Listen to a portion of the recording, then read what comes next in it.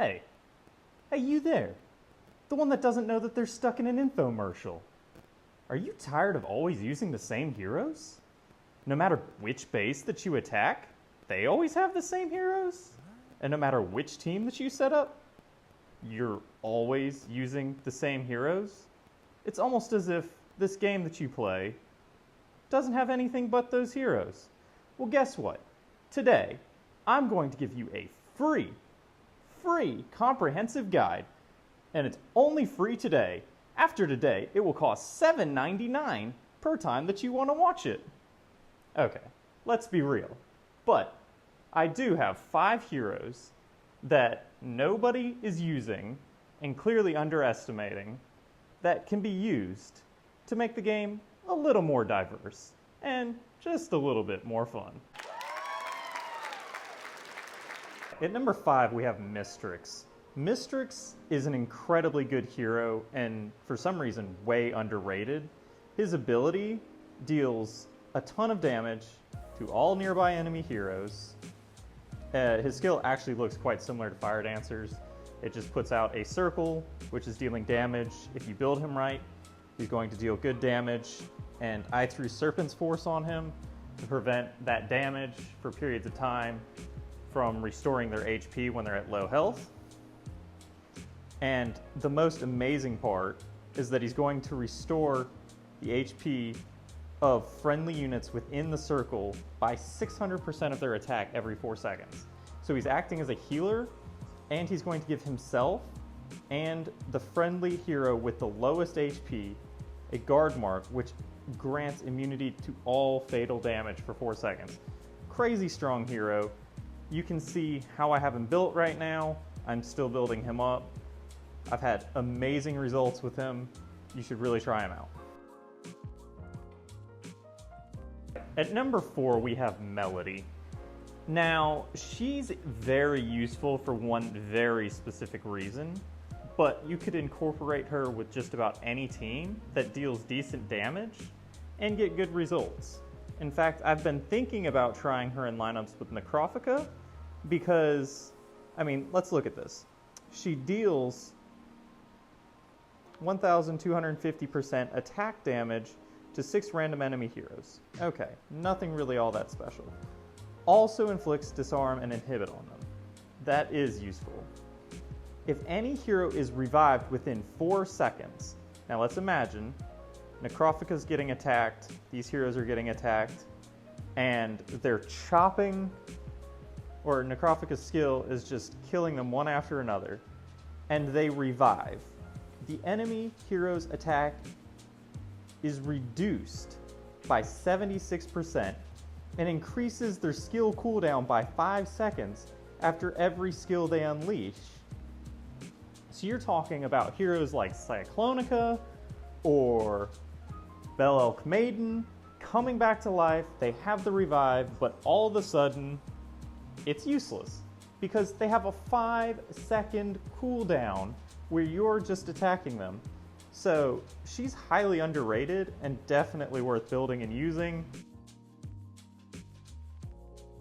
At number 3, we have Tai Long, and some people may use him, but I don't see him very often in lineups. And it's a shame, because if you've worked to get him, he is so good. He can one-shot, like, set him up just like I have him right here.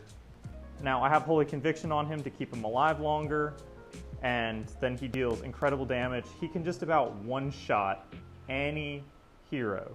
The only issue I ever have with him is if I'm facing a Celestica and Celestica attacks him, he does get confused, and if you're doing something like Lost Battlefield and he gets confused, he also will one-shot your team. So that is something to keep in mind. But overall, an incredibly useful hero. If you're using him in formats like Lost Battlefield, you can see who the opposing team has in their lineup before you start the attack. So you should be good. I recommend trying him. At number 2, we have Drakhaira. And I know you may be thinking that Tai Long is the stronger hero, why have her here? I'm putting her here because she's also extremely easy to get if you're free to play. And if you need another hero that deals incredibly good damage, she's the one for you. Her skill summons a wandering dragon, which thrashes around the enemy for 4 seconds, dealing 800% attack damage every 0.5 seconds to the target, surrounding enemy heroes and increasing the damage they receive by 15% for 4 seconds. It's stackable, which means if you have her and another hero that can increase the damage that the opposing enemies receive, it goes right on top of that.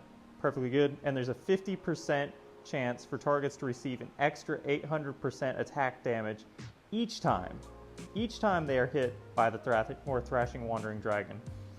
She's quite similar to Evil Harbinger in the rate of her attack, but she's dealing more damage. The only difference is it's more isolated. She's only dealing damage to 1 or 2 heroes.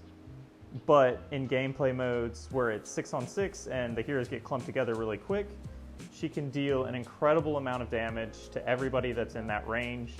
And I've seen her take out full teams very quick.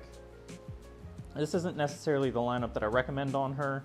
She actually does really well with Rapid Freeze insignia. But if you have not tried her out and you need a damage dealer, build her so that she can survive for a little bit, but also build her in a way that she deals damage, and she will be an extreme help to your team, especially if you're free to play. At number 1, the best hero that I never see anybody using, and I 100% recommend. I use her in my arena teams, I use her in my Lost Battlefield teams, I use her in my World Ruler teams. She's incredibly useful. I don't know. I guess people expected her to be a heavy damage dealer, but really that's not what she's doing. She does decent damage, but she supports the team, and it's her Deadly Bud state. When heroes in the state recover HP, they and nearby enemy units will receive 160% attack damage every 0.2 seconds for the next 4 seconds. Enemy heroes that receive this damage will have reduced healing by 75% for 4 seconds. So reducing the enemy's healing and dealing damage when she attacks them. So it's like she's dealing damage over time and reducing their healing. She acts as a great support to other very strong heroes. I put her, like I said, in multiple lineups as that support unit to add the little bit of extra damage to get the team over the top and to reduce the healing so that my stronger damage dealers can take out the other team. If you don't have Bone Bride, or that you have her and you didn't think she was worth building, I highly recommend her, and this build that I have on her right now has worked great for me.